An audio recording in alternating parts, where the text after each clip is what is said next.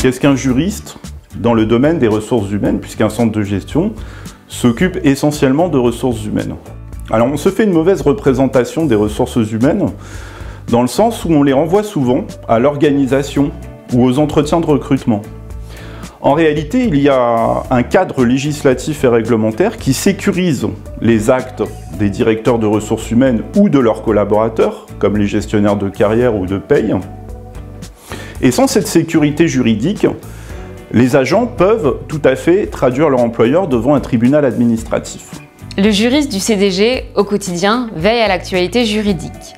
Il se connecte ainsi tous les jours sur le journal officiel pour regarder les textes qui sont parus, les étudier et en informer au plus rapidement les collectivités.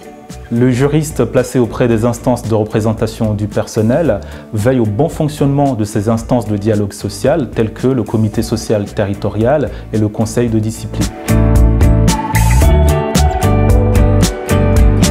Alors au centre de gestion, notre but c'est d'être dans la prévention du contentieux, bien évidemment, de sécuriser les actes, les délibérations, les arrêtés, mais aussi de donner un conseil adapté par rapport à une situation bien particulière rencontrée par une collectivité. Une situation collective ou une situation individuelle. Voilà, je suis DRH et au vu des grèves de la semaine prochaine, je voulais savoir ça se passe comment. Mes agents ils doivent me prévenir de leur intention de faire grève.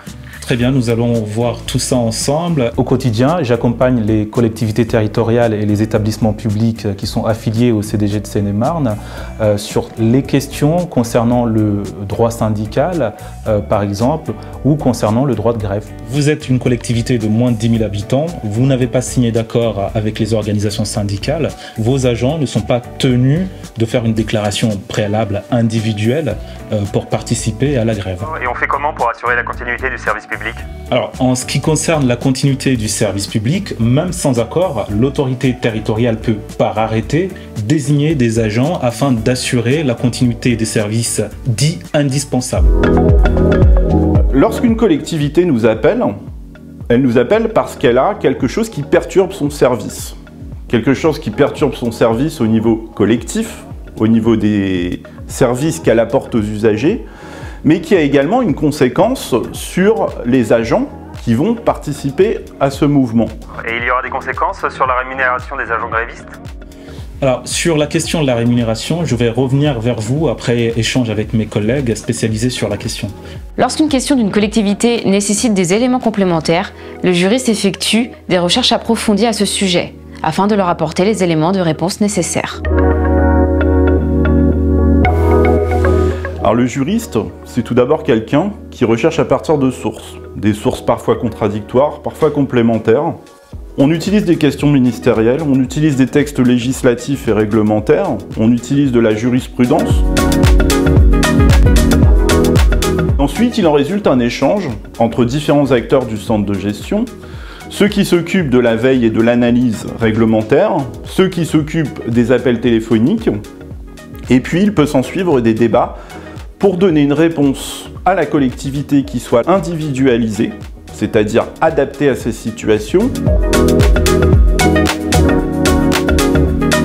Afin d'informer les collectivités et de les préparer à faire face à différentes problématiques, nous sommes amenés à organiser des conférences, mais aussi des ateliers autour de sujets précis comme la promotion interne, la rémunération ou la carrière de l'agent. Ces conférences ou ces ateliers qu'on appelle traditionnellement Club RH sont des moments d'échange où les collectivités territoriales peuvent poser leurs questions. Le service effectue un important travail de publication. Études statutaires, fiches pratiques, articles juridiques, nous approfondissons des sujets importants pour les collectivités.